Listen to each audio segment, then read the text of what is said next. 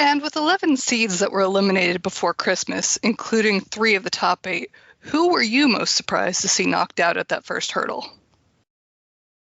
Yeah, I mean, there's quite a few that you can say. I mean, obviously, starting with the top 8, Peter Wright, who's now might fall out of the top 8, Nathan Aspinall, who was the last man to go out before Christmas, and Danny Noppert all falling at the first hurdle. Peter Wright has been inconsistent. He won the European Championship, but we've also seen times where he does not look like a top 64 player. We just don't know what Peter Wright we're going to get. I was surprised that we got such a poor version of Peter Wright, but I wasn't surprised that he went out to a player that I thought was the dark horse in this tournament, and I still stand by, is going to have a breakthrough year next year. I think he'll finish the year well in the top 32 next year and qualify for everything in Jim Williams. But Danny Noppert was surprising. Okay, we didn't see him in Minehead because he withdrew due to the birth of his second child, but he made the semifinals of the European Championship a little over a month before that. He made it to the last 16 of the Grand Slam of darts. He's been every bit a top 8 player this year, even if he hasn't exceeded on that UK Open title that he won last year. He's a much better player than we've ever seen from him before.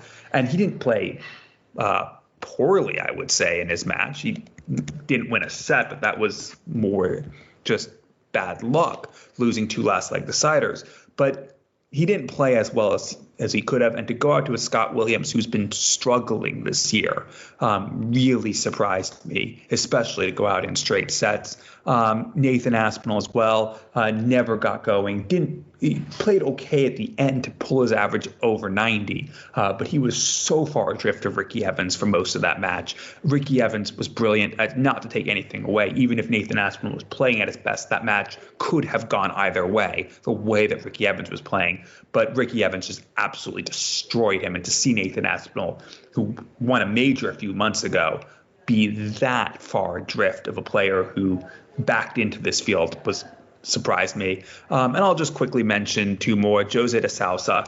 He played probably better than I thought he would have, but I just, and maybe this is disrespect for Jeffrey de Graaf, I just didn't expect Jeffrey de Graaf to be able to match his first jump performance, let alone exceed it, especially against a player like Jose. But Jeffrey de Graaf was just brilliant, and Jose never got going after they went off the stage for the second break after the second set. And then lastly, Kim Huybrechts not even winning a leg. Not surprised per se that Kim Huybrechts lost that match. I actually thought he would. But to not win a leg, the first seed to get whitewashed in legs in 6 years at the World Championships. James Wilson in the then second round, last 32 against Michael Van Guren, lost 4-0, each set 3 legs to nil. That's the last time a seed went legless. Kim Huybrechts, that's the worst I've ever seen from Kim Huybrechts by a country mile. And not that he lost, but losing like that surprised me.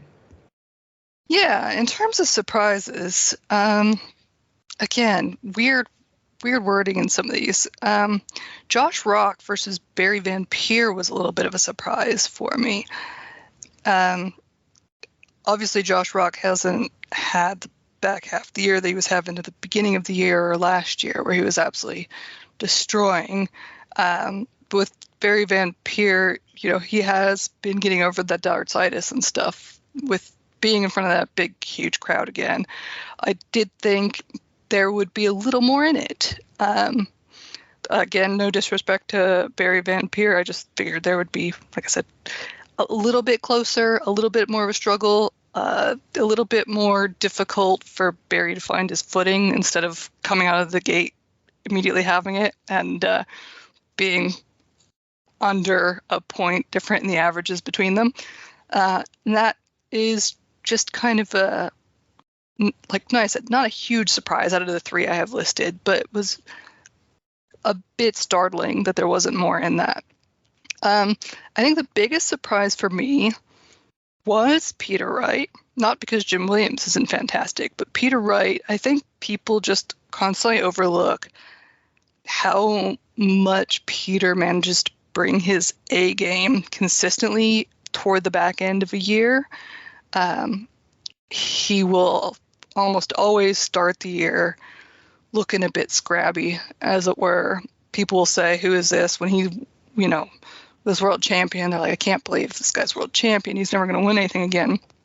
And then right as it gets to the time when it counts and when it's going to arrange your seating and when it's going to keep your card solid, he always finds that extra level. So when he was talking about how he wants to win more world championships, I really thought he'd come out of the starting blocks really hot. And Jim Williams is fantastic.